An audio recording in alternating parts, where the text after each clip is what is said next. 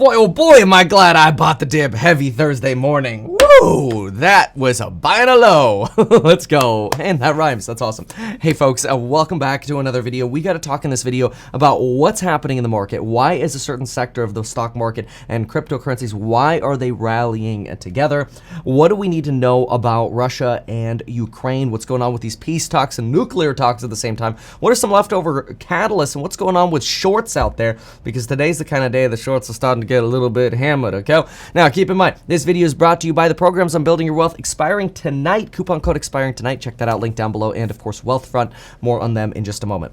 Okay, folks, here's exactly what's going on. First of all, we got peace talks. Yesterday, futures were down somewhere around 2.5% to 3%. That was between the SPY, small cap, Russell 2000, and the QQQ or NASDAQ. So what's going on? Why all of a sudden did we go from this negative 2.5% to now S&P and QQQ positive, and tech stocks rallying like SoFi and Matterport killing it up 8 to 10% right now. You've got Tesla up 7.7%, Coinbase up 7.8%, Solana's up 11%, Upstart's up 13%, Affirm is up 10.5%, Neo's up 10%. What's happening? Even Enphase is up another 8.4%. Boy, am I glad I bought that thing at 120 on Thursday morning. But anyway, what's going on? So here's what's happening. First of all, peace talks. The first round of peace talks concluded. Zelensky doesn't appear, and this is a good thing, did not go to them. This is good. The last thing we want is Zelensky to get captured or potentially, if he dies, I think there would be a morale collapse in Ukraine. It would be one of the worst case scenarios. He is keeping Ukraine together. He is killing it. He's doing a very, very great job. So he's got to stay safe. The first rounds of talks have completed between Ukrainian delegated members and Russian delegated members. Now, there are more talks expected to come, and this is good. These are the first talks that we've had since this escalation, well, since negotiations broke down before the incursion, before the invasion, right? And since then, the Russian stock market has been absolutely getting destroyed. We've seen the ruble now trade for over $106. That is 106 rubles per dollar. It's absolutely been getting crushed in terms of its valuation. It's an example of what the Vanek Vectors Russia ETF is doing, which just gives you a little bit of a taste of what's happening in Russia itself. I mean, people are losing their wealth, they're losing their money, and they're losing faith in their currency. And this is why not only we have protests in Russia, but we're also seeing the potential of a bank run. So much so that the central bank has just come out to say, you know what, we are going to raise interest rates in Russia to 20%. Now, that's from 9.5%. That's more than a double to try to control essentially the rapid devaluation or rapid inflation of their currency. They're like, that's it. Jack up rates to fight inflation. We know how that works over here, except they're doing it to the extreme because frickin' Putin screwed up again. But anyway, at the same time, we're seeing oil stocks, oil per barrel rally, with the exception of BP. BP is not doing too well because they're dumping a 20% stake at a loss in Russia. But we're seeing oil obviously spike, Brent over $100 a barrel again, and this is starting to push tech and EV up, because how do you get out of high oil prices? By innovating, by investing in tech, and by investing in electric vehicle companies. And because a lot of these have sold off over the last, quite frankly, 10 weeks now, there's quite a buildup of short interest, and I would not be surprised if we end up seeing a potential even short squeeze, or at least some degree of short covering. Heads up, this just in as I'm recording this, Russia says Ukraine has agreed to a second round of talks. So both sides now have agreed to a second round of talks. This is positive. This is a lot better than where we were yesterday, when it essentially felt like the Belarusian army was getting ready to invade Ukraine and Kyiv together with Russia. That's where we were yesterday, talking about nuclear saber rattling again. Here we are today. Markets going green on peace talks. Markets very happy with what's going on. Now, I want to talk about the short interest data here, and I want to show you some inflection points. But first, remember, folks, a coupon code expires tonight for those programs on Building Your Wealth. You get lifetime access, and every time I do a live stream, you get access to those as well. Every day the market opens. Now, check out those programs linked down below. In the meantime, let's get in a quick message from Wealthfront and come back to this short interest data. At the beginning of every year, I like to look back and see what I could improve on and what could just make my life easier. This year, I could not help but think about my sponsor today, Wealthfront. Wealthfront is a robo-advisor that takes the guesswork out of investing and is a great option if you want a well-diversified portfolio and you don't want to spend all day long trying to pick the winners. So when you sign up, they ask you a few simple questions about your goals, experience, risk tolerance, and more. And then Wealthfront's software business creates a tailored portfolio just for you. If you want to be a little bit more hands-on, you can add different funds to your portfolio based on what you're interested in. They have hundreds of funds across different sectors, and you can even get exposure to Ethereum and Bitcoin. They'll automatically rebalance your portfolio as well, so that way you never have to worry about it, and they try to take advantage of any sort of tax opportunities that they can. Plus, Wealthfront combines all of your accounts into one place so you can see a complete view of your finances. This means you no longer forget that you have some investments in this brokerage or some investments in this. It's just all under one roof. That means you can link all of your existing bank accounts, cards, or whatever if you want with Wealthfront to get a full view of your net worth. I really enjoy being able to see all of this in one dashboard because frankly, spreadsheets are exhausting and you have to sit there and update them all the time, which is really annoying. But anyway, when it comes to investing and getting your finances in order this year for 2022, consider Wealthfront. I got your back. There is a link in the description down below, and if you sign up using that link, you'll get your first $5,000 managed totally for free, but even beyond that, fees are super low. Okay, take a look at this one by one here. So first of all, here's Lemonade, still at a high in terms of short interest. I'm gonna go ahead and hide myself for a moment. Look at this inflection point to the upside here on short interest. This does not include today yet, it just tells us where did we go starting the week. We went in here on Lemonade with a high. Tattooed Chef, 32, next highest that we're tracking here. Kind of started rotating down a tiny little bit. Corsair Gaming also started having a little inflection point down here, a little bit of a sign of some covering happening, especially since this is 24.2% short.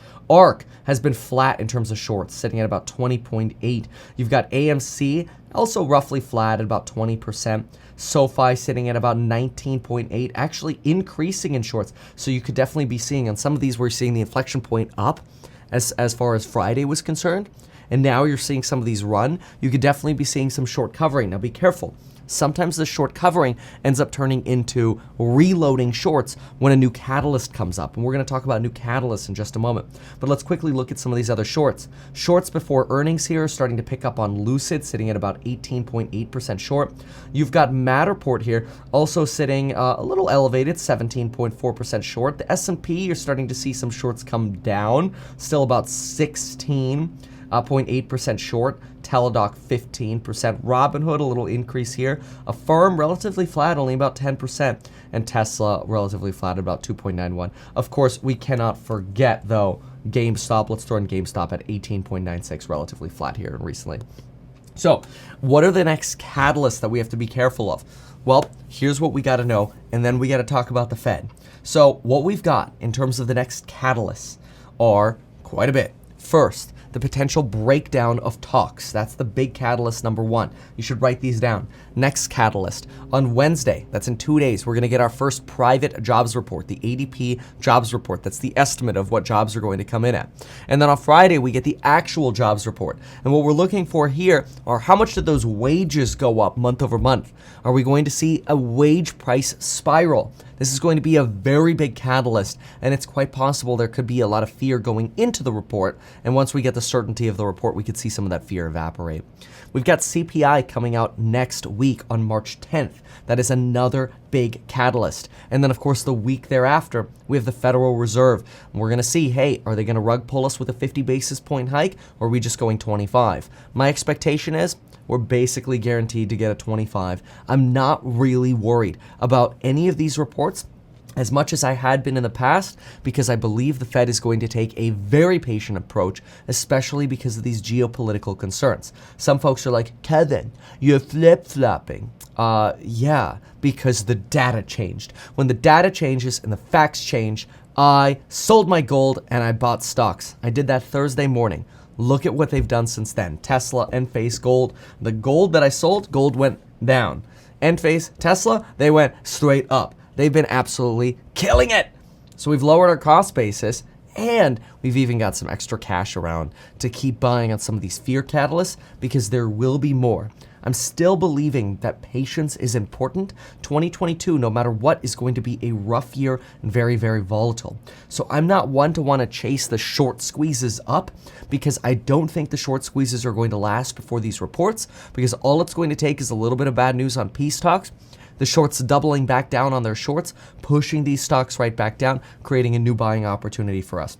Now, regarding the nuclear threat, in my opinion, this is really a non-issue. This is saber rattling. I don't want to come across as saying worrying about nukes is a non-issue because, I mean, let's be real, those are quite scary. But I do really personally believe that this is just more saber rattling from Putin. It is quite expected. It is quite normal. This is not new. Now, in terms of individual stocks, one thing that I am noticing is travel, reopening, banks, and safety plays like Apple and Google are not doing the best. That's in my opinion because people are now selling out of travel and reopening stocks because they worry people are going to spend less money on these because of the geopolitical concerns, especially all the cancellations that we see in Europe. They're moving out of banks and safety like Apple and Google, and they're moving into those tech and depressed trades. That could be cryptocurrencies, that could be Microvision, Upstart, Neo. I mean, quite frankly, some of these, I've had myself doubled up there. Anyway, some of these have been quite depressed. I mean, just here, to look away for a moment at the percent change, just sort these by name. Sometimes this is really important to just ignore the percent change for a moment and look at some of these prices that we have. Adobe, $464, come on, this is $200 cheaper than where it has been. You've got Amazon at $3,000, it's been there for more than a year. You've got Blizzard at 81, AMD, well, 124 is okay, 153, okay, Airbnb. Look at this, Affirm, 42 freaking dollars backed. This thing momentum moved like crazy. It's at $6. You gotta be careful though. Some of these do have the potential tendency to rotate right back down under the weight of newly reloaded shorts. So you do want to be somewhat careful. But a lot of the solar companies doing very, very well. Speculation that we might get some sort of new EV tax credits to potentially boost EV sales or solar sales to help reduce our dependence on oil and foreign oil in general. Here again, you see Delta Airlines coming down a little bit. Embraer, part of your travel sector here, under $14. It's actually not bad. Enphase doing quite well, 166. Definitely down from where it had been, but certainly up from some of its lows. Enphase 166, honestly, it's still not a bad deal. Still pretty decent for the high growth margins this company has, high quality products this company has. Really, really incredible. Let's just quickly grab a few others. Of course, we've got some small, the fintech, the insurtech space. I think those are still going to have the unclear rotation up catalyst. The SoFi, the Robinhoods, Coinbase obviously going to be doing well off of crypto, as well as Square doing better off of some of its crypto integration. But otherwise, where you're really seeing the move is in that EV style tech. Certainly Tesla, Neo, even Lucid turning green today. And Lucid's got earnings coming up. And I have to say, I know a lot of folks are waiting for updates on what's happening with the Lucid of mine that got towed. They're providing really optimistic updates, and so we're really excited about getting the car back and then getting an update video for you. So we'll see what happens. But, ooh, look, even Wayfair is coming back a little bit as Wayfair. Oh my gosh, look at Wayfair. I mean, it's half of what it used to be. Look at that, 369. It's more than half under what it used to be. Just wild. So there are definitely some deals out there. So you have to ask yourself, how much do you believe that the Fed's going to rug pull us? Do you believe that inflation could be transitory? We do expect that there will be more inflation because of commodities and energy costs. But remember, what did I talk about in my video yesterday? You got to parse out the inflation that comes from these war-related aspects and think about the inflation of consumer goods and other aspects that might be less affected by these war aspects. Wouldn't be surprised if some of that aggregate demand for those comes down. We actually start seeing some inflation drive down and a more dovish Fed because of the crisis in Ukraine. And of course with Russia as the antagonist. So we'll see what happens. A lot of international pressure right now, and we know the Russian economy is absolutely suffering under the threat of a potential depression, which will hopefully motivate positive peace talks so we can finally end the death and destruction and get back to normal. Then again, we will be looking forward to jobs, CPI, Fed, and because of what's happened, I'm actually more optimistic on those than ever before. So we'll see. Thank you so much for watching. If you want to get every single alert every time I buy the dip, every time I do whatever, make sure to check out the Stocks and Psychology of Money group and consider bundling up with the Path to Wealth course, the real estate investing courses, you name it. Check that out, link down below. And folks, we'll see you in the next one. Goodbye.